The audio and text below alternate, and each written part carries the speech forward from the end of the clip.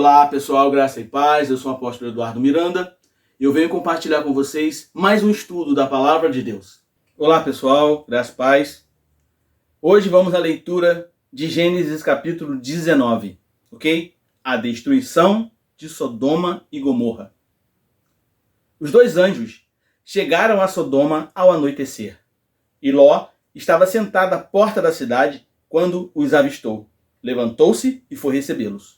Prostrou-se rosto em terra e disse: Meus senhores, por favor, acompanhem-me à casa do seu servo. Lá poderão lavar os pés, passar a noite e pela manhã seguir caminho. Não, passaremos a noite na praça, responderam. Mas ele insistiu tanto com eles que finalmente o acompanharam e entraram em sua casa.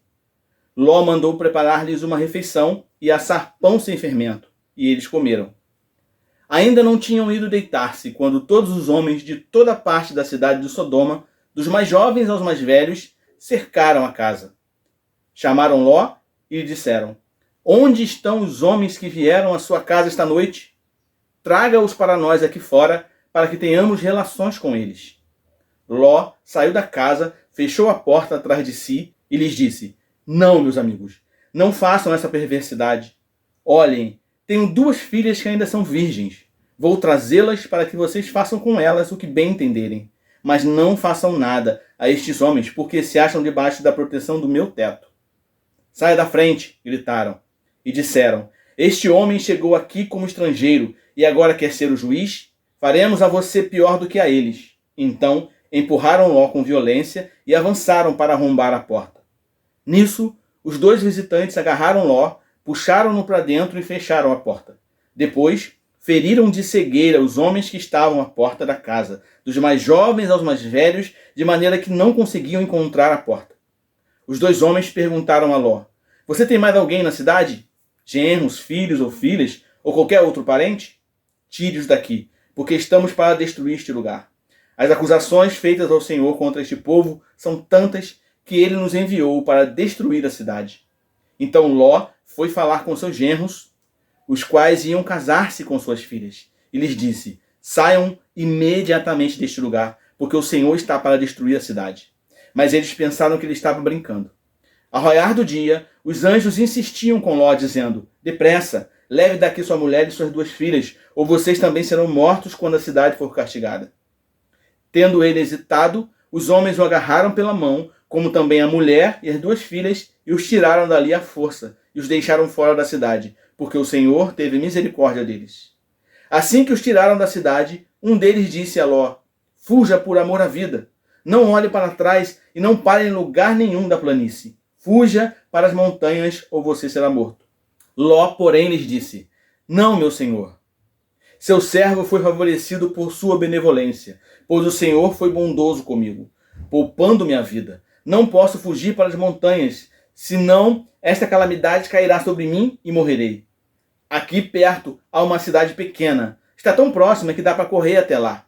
Deixe-me ir para lá. Mesmo sendo tão pequena, lá estaria salvo. Está bem, respondeu ele. Também lhe atenderei esse pedido. Não destruirei a cidade da qual você fala. Fuja depressa, porque nada poderei fazer enquanto você não chegar lá. Por isso, a cidade foi chamada Zoar. Quando Ló chegou a Zoar, o sol já havia nascido sobre a terra. Então o Senhor, o próprio Senhor, fez chover do céu fogo e enxofre sobre Sodoma e Gomorra. Assim, ele destruiu aquelas cidades e toda a planície, com todos os habitantes das cidades e a vegetação. Mas a mulher de Ló olhou para trás e se transformou numa coluna de sal. Na manhã seguinte, Abraão se levantou e voltou ao lugar onde tinha estado diante do Senhor. E olhou para Sodoma e Gomorra, para toda a planície, e viu uma densa fumaça subindo da terra, como fumaça de uma fornalha. Quando Deus arrasou as cidades da planície, lembrou-se de Abraão e tirou Ló do meio da catástrofe que destruiu as cidades onde Ló vivia. Ló partiu de Zoar com suas 2 filhas e passou a viver nas montanhas, porque tinha medo de permanecer em Zoar. Ele e suas 2 filhas ficaram morando numa caverna.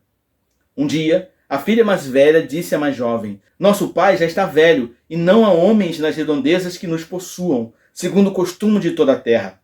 Vamos dar vinho ao nosso pai, e então nos deitaremos com ele, para preservar a linhagem de nosso pai. Naquela noite, deram vinho ao pai, e a filha mais velha entrou e se deitou com ele. E ele não percebeu quando ela se deitou, nem quando se levantou. No dia seguinte, a filha mais velha disse à mais nova: Ontem à noite deitei-me com meu pai. Vamos dar-lhe vinho também esta noite e você se deitará com ele, para que preservemos a linhagem de nosso pai. Então, outra vez deram vinho ao pai naquela noite, e a mais nova foi e se deitou com ele. E ele não percebeu quando ela se deitou, nem quando se levantou. Assim, as duas filhas de Ló engravidaram do próprio pai. A mais velha teve um filho e deu-lhe o nome de Moabe. Este é o pai dos moabitas de hoje. A mais nova também teve um filho e deu-lhe o nome de Ben-Ami. Este é o pai dos amonitas de hoje. Pessoal, Gênesis 19 narra a destruição das cidades de Sodoma e Gomorra devido à sua grande maldade. Ló, sobrinho de Abraão, vivia em Sodoma e é avisado pelos anjos sobre o julgamento que estava por vir. Os anjos então o resgatam, mas sua esposa olha para trás com saudades da cidade e por isso é transformada em estátua de sal. O texto mostra as consequências do pecado e a importância de obedecer a Deus. Nos alerta sobre os perigos de nos apegarmos ao que é mau e corrupto. Mostra também a misericórdia de Deus ao salvar Ló e sua família. Essa história nos desafia a buscar a justiça, a fugir da corrupção e a obedecer a Deus mesmo em meio à tentação. Ela nos lembra que as escolhas que fazemos têm consequências e que devemos escolher sabiamente. Busquemos a retidão, abandonemos o pecado e confiemos na proteção de Deus em meio aos desafios da vida. Então, amados, este é o capítulo de hoje. Eu espero que ele possa ter sido edificante para você e que isso traga mudança e transformação para a tua vida. Fique na paz e que Deus te abençoe.